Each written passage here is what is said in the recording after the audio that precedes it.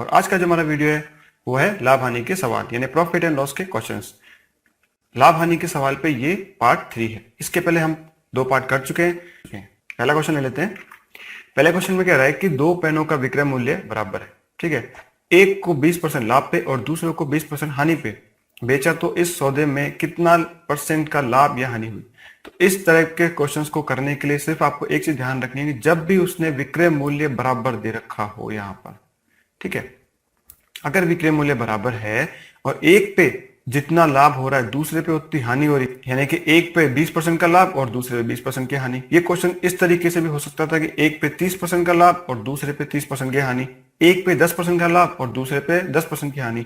अगर क्वेश्चन इस तरीके का आए जिसमें विक्रय मूल्य बराबर हो और लाभ हानि का परसेंटेज बराबर हो, तो उसको कैसे करना है, ये इसके ऑप्शन आ गए।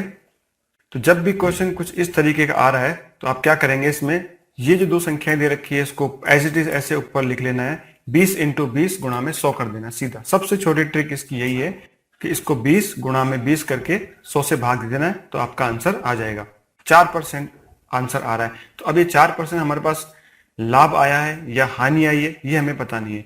तो मैं आपको एक चीज बता दूं कि जब भी विक्रय मूल्य बराबर होगा और एक सौदे में लाभ और दूसरे में हानि का परसेंटेज बराबर होगा, तो इस सौदे में हमेशा हानि ही होती है। इस चीज को आप ध्यान रखना। तो जैसे आपको पता चल जाए कि विक्रय क्वेश्चन में विक्रय मूल्य दे रखा है और एक पे 10% का लाभ या 20% का लाभ और दूसरे पे 10% का लाभ या 20% का लाभ दे रखा है, दोनों के लाभ और हानि परसेंटेज बराबर है, तो उस सौदे में हमेशा हानि होगी। तो जैसे आपको पता चल जाए तो आप लाभ के ऑप्शंस को काट देंगे और फिर आगे आप इस फॉर्मूले से निकाल के इसका आंसर लगा देंगे कि 4% की हानि होगी, ठीक है। तो चलिए नेक्स्ट क्वेश्चन ले लेते हैं। इस क्वेश्चन में कह रहा है कि 2 घड़ियों का विक्रय मूल्य बराबर है। अब ये क्वेश्चन भी सेम वैसा ही है। 2 घड़ियां हैं जिसका विक्रय मूल्य बराबर है, एक पे 15% की हानि और दूसरे पे 19% का लाभ। अब इसमें लाभ और हानि परसेंटेज में दे रखा है लेकिन फर्क है, तो हम उसको उस तरीके से नहीं करेंगे। यदि कुल क्रय मूल्य 660 रुपए हो तो पहले वाली घड़ी का क्रय मूल्य बताना है हमें इसमें, ठीक है। तो ये इसके ऑप्शन आ गए। अब देखिए इस क्वेश्चन को हम किस तरीके से करेंगे। तो इस क्वेश्चन को जब हम करेंगे तो 100 मान के करेंगे। तो जैसे मान लीजिए कि अगर घड़ी का विक्रय मूल्य 100 रुपए, तो पहले वाली घड़ी जब 15% हानि पे बेची जाती है तो कितने में बिकेगी वो, 85 रुपए में। दूसरी वाली घड़ी 19% के लाभ पे अगर बेची जाती है तो कितने में बिकेगी वो, 119 में। तो इतना करने के बाद हमें क्या करना है कि ये जो 119 है इसको इस 85 के नीचे लिख देना है ऐसे, और इस 85 को इस 119 के नीचे लिख देना है कुछ इस तरीके से, ठीक है। इतना करने के बाद में आपको ये देखना है कि ये जो संख्या है आपस में कट के छोटी हो रही है क्या, तो बिल्कुल हो रही है। 17 से दोनों संख्याएं कटेंगी तो हम इसको काट के अनुपात निकाल लेंगे। अब ये जो अनुपात आया है ये इनका क्रय मूल्यों का अनुपात है, यानी पहले वाले घड़ी और दूसरे वाली घड़ी के क्रय मूल्यों का अनुपात है। तो इसने हमें टोटल क्रय मूल्य दे रखा है 660 रुपए। तो अब हम 7 और 5 को प्लस कर देंगे तो कितना जाएगा, 12, यानी 12 बराबर है 660 रुपए। 12 बराबर है 660 रुपए। तो एक बराबर आप निकाल सकते हो, इसमें इसका 12 का भाग लगा दोगे आप तो कितना आ जाएगा, 55। तो अब 55 आया, एक बराबर 55 है, तो आपको क्या निकालना है, पहले वाली घड़ी का क्रय मूल्य यानी इस वाली का। तो इस 7 से आप इसको 55 को गुणा कर दोगे तो हमारा आंसर आ जाएगा 385, ठीक है, जो कि ऑप्शन नंबर 2 है, ठीक है। तो इस तरह का कोई क्वेश्चन आ जाए तो आप उसको जल्दी से जल्दी इस तरीके से कर सकते हो। तो चलिए नेक्स्ट क्वेश्चन ले लेते हैं। इस क्वेश्चन में कह रहा है कि एक दुकानदार किसी वस्तु को 20% लाभ पर बेचता है, ठीक है। यदि उसे 10% सस्ते पर खरीदे और पहले से 12% कम में बेचे तो 30% लाभ कमाएगा। वस्तु का वास्तविक क्रय मूल्य बताना हमें, ठीक है। तो ये इसके ऑप्शंस आ गए। तो देखिए इस क्वेश्चन को हम कैसे करेंगे। आपको कुछ भी नहीं करना है, कोई फॉर्मूला नहीं लगाना है, सिर्फ जैसे जैसे मैं आपको बता रहा हूं वैसे वैसे एज इट इज आपको करना है। तो आपको बहुत जल्दी समझ में आ जाएगा कि इसको करना कैसे, ठीक है। तो चलिए इसको सोल्व करते हैं। तो मान लीजिए वो जो दुकानदार ने वस्तु खरीदी है वो 100 रुपए की खरीदी, ठीक है। ये 100 रुपए की उसने खरीद ली, तो 20% लाभ पे बेचता है। तो 20% लाभ पे बेचने के बाद कितने में बिकेगी वो, 120 रुपए में। अब ये कह रहा है कि यदि उसे 10% सस्ते पे खरीदता, यानी कि उसने 100 में खरीदी लेकिन अगर 10% सस्ते में खरीदता तो कितने में खरीदता वो, 90 रुपए में, ठीक है।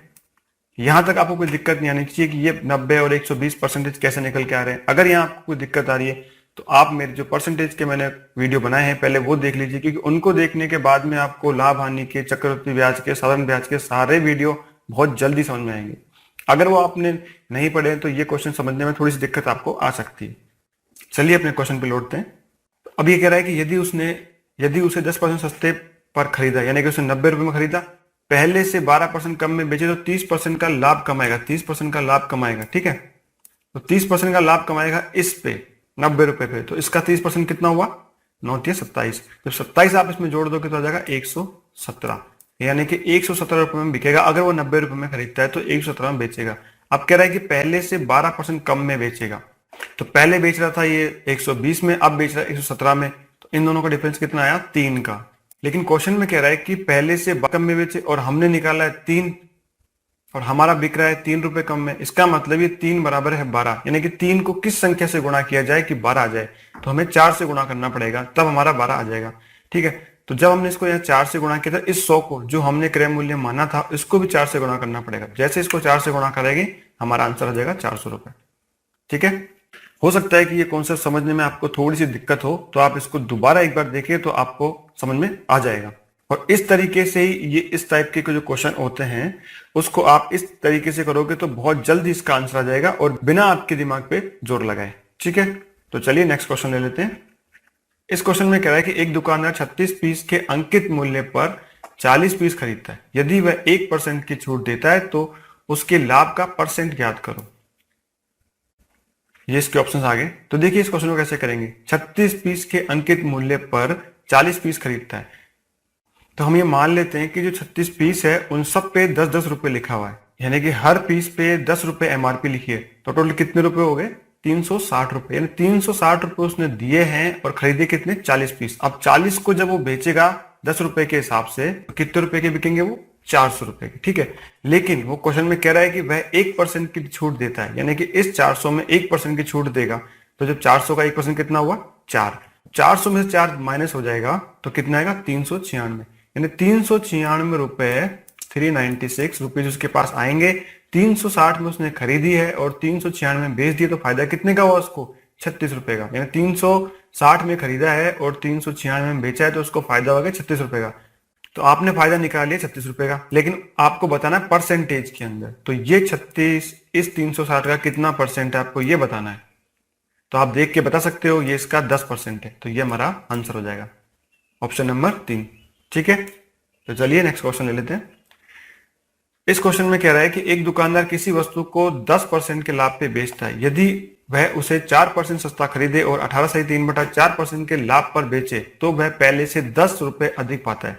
वस्तु का वास्तविक क्रय मूल्य बताओ।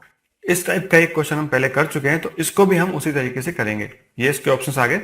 तो इस क्वेश्चन को सॉल्व करने के लिए सबसे पहले हमें 18/3/4 को फ्रैक्शन में बदलना होगा, यानी कि भिन्न संख्या में बदलना होगा। तो इसको हम भिन्न संख्या में बदल लेते हैं। 18/3/4 को जब भिन्न संख्या में बदलेंगे तो कितना आएगा, 75/4। अब 75/4 है, लेकिन इसके पीछे ये परसेंटेज भी है, तो इस परसेंटेज को भी हमें सॉल्व करना होगा। तो परसेंटेज के सिंबल को सॉल्व करने के लिए हम क्या करते हैं, गुणा करते हैं किससे, 1/100 से। 1/100 से इसको गुणा कर दिया, तो जब इस पूरे को आप सॉल्व करोगे तो कितना आ जाएगा, 25 दिया 75, 25 चौक यानी 3/16, यानी कि हमारी भिन्न संख्या आ जाएगी। चलिए अब क्वेश्चन को सॉल्व करते हैं।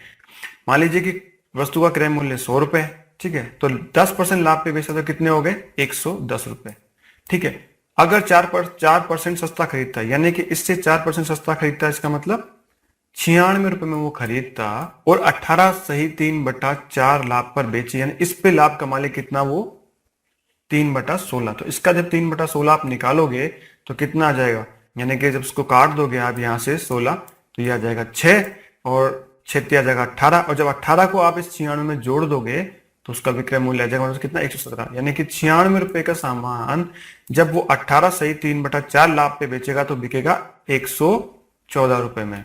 अब वो कह रहा है कि पहले से 10 रुपए अधिक पाता है, तो अभी इसको कितने ज्यादा मिल रहे हैं, 110 का पहले बेच रहा था, अब बेच रहा है 114 का, ज्यादा कितना आया, 4 रुपए आ रहा है, लेकिन वो तो कह रहा है कि 10 रुपए अधिक मिलने चाहिए।